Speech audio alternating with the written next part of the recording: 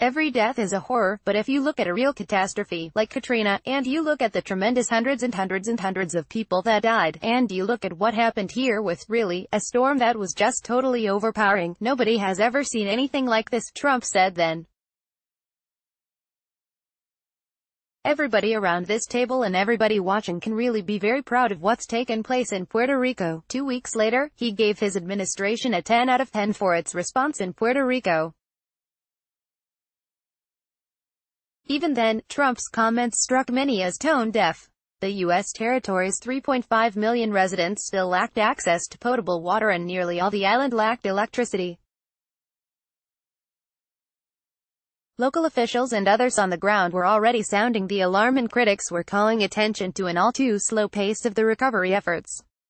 But now, the government of Puerto Rico is revising the 64-person death toll it declared in December, estimating that more than 1,400 people died as a result of the devastating hurricane, or 400 short of Hurricane Katrina's death toll, raising questions about the effectiveness of the federal response to the hurricane and its aftermath.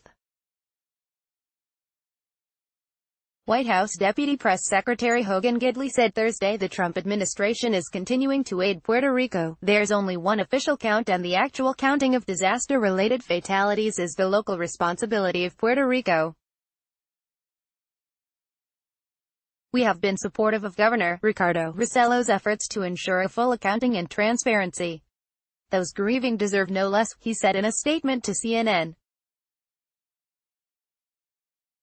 The whole of government remains focused on ongoing recovery and preparedness for the current hurricane season. The new estimate follows several other studies in recent months estimating the death toll surging well past 64 to anywhere from 1,000 to more than 4,000, even as those studies emerged and Puerto Rico continued to struggle to restore power to the entire island. Trump offered no indication the federal response needed to be re-evaluated or examined. Instead, during a visit to the Federal Emergency Management Agency, FEMA, headquarters in June, Trump continued to lavish praise on federal officials. He declared himself very proud of federal officials' work to beat back last year's devastating hurricane season and said, "Our entire government leapt into action to coordinate the response along with state and local leaders. We really appreciate the job you've done," Trump told FEMA officials and members of his cabinet. "I want to thank you very much." FEMA admitted in a July report that it was understaffed and underprepared for last year's hurricane season. In Puerto Rico in particular, the agency admitted it did not have enough supplies on hand when Maria hit the island. The agency also said in a 65-page report that FEMA leadership acknowledged that the agency could have better anticipated that the severity of Hurricanes Irma and Maria would cause long-term, significant damage to the territory's infrastructure. The latest death toll estimate from Puerto Rico's government and Trump's repeated rosy assessments of the recovery efforts in Puerto Rico evoked comparisons to President George W.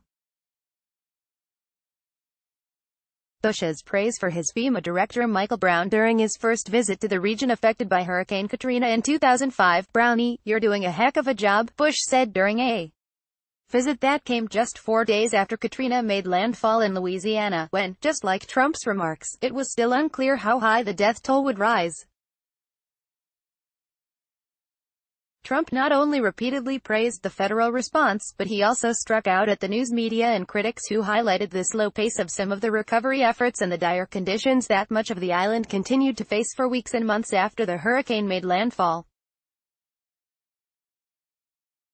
10 days after the hurricane made landfall, Trump lambasted news reports about the troubled situation in Puerto Rico in a series of tweets. Despite the fake news media in conjunction with the Dems, "An amazing job is being done in Puerto Rico," Trump tweeted.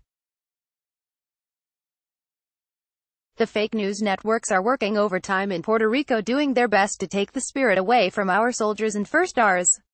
Shame." In another tweet, he lashed out at San Juan's mayor who took to the airwaves to raise alarm about the slow pace of recovery efforts, such poor leadership ability by the mayor of San Juan, and others in Puerto Rico, who are not able to get their workers to help, he tweeted.